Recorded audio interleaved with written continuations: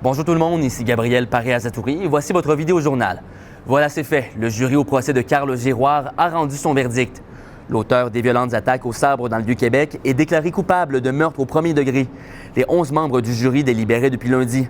Giroir avait admis être l'auteur des attaques tout en présentant une défense de non-responsabilité criminelle en raison de troubles mentaux.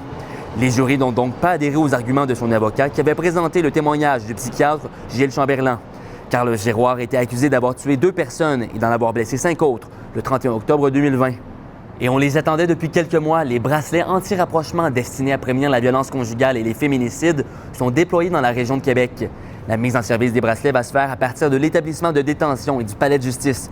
Ils seront ensuite implantés à Joliette, Salaberry de Valleyfield, dans la capitale nationale et dans Chaudière-Appalaches dès l'automne prochain, puis graduellement dans le reste de la province jusqu'à l'automne 2023.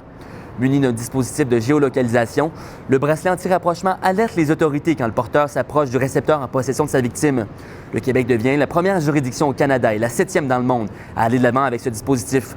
À terme, 500 bracelets seront déployés à travers la province d'ici la fin de 2023. Chaque fois, ça me brise le cœur. Chaque décès est un décès de trop. Chaque féminicide est un drame de trop. On se demande à chaque fois si on aurait pu l'empêcher, mais je pense qu'une des meilleures façons de tirer quelque chose de constructif de ces drames-là, qui sont beaucoup trop nombreux depuis 2 ans, c'est justement d'avoir des actions concrètes pour la sécurité des femmes. Et ce bracelet-là, je le répète, là, c'est révolutionnaire. Aux arts maintenant, Charlotte Cardin reporte tous ses concerts prévus à l'Impérial Belle à Québec. Des ennuis de santé forcent la grande gagnante des prix Juno à prendre du repos. Les spectacles sont reportés en novembre prochain. Et en terminant, les Remparts de Québec peuvent accéder ce soir au prochain tour des séries éliminatoires.